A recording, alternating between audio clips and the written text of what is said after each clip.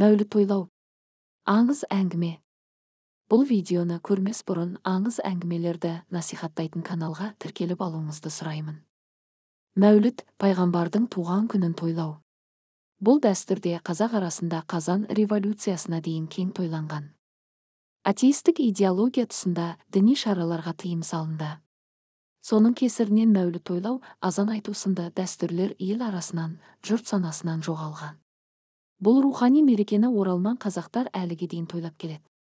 Мәуліт айында жұрт бір үйге дастархан жайып жиналады.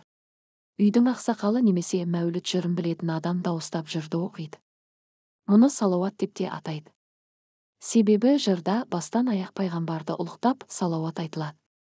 Алладан медет тілеген, иманын тілеп жүдеген, ұжмақтан орын сұраған, сақтанып жүрген күнәдан, жырлайық, кәне, мәулітті.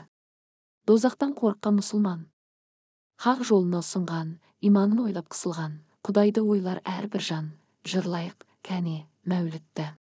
Пайғамбар туған заманы, қуанған жер, көк қаламы, періштелердің тәмамы, пер мен жындар адамы.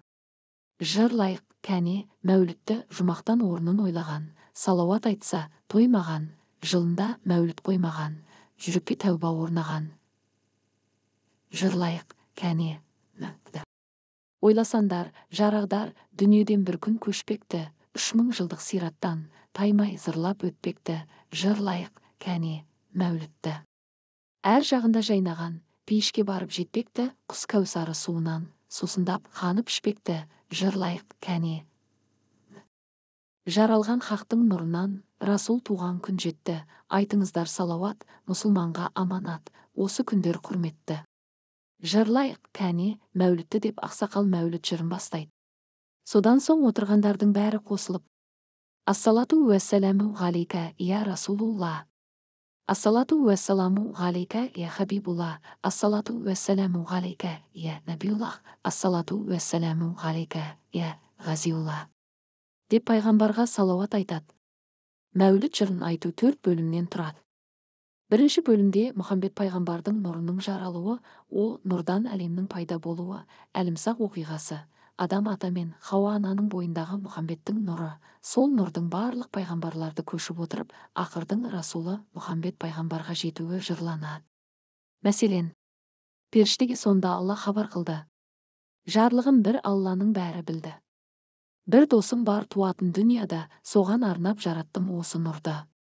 Адам ата пайғамбар Хауа алдында. Неше заман, неше жыл сонда тұрды.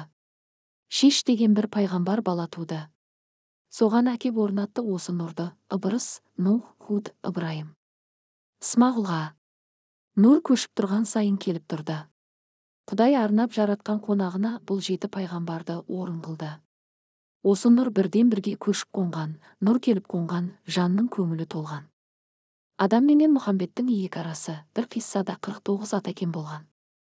Нұр қуалап келеді, осы тәртіп, жаналап бірден бірге қонады артып, Ғабділда пайғамбардың өз әкесі, нұр келіп айқындалып қонды балқып.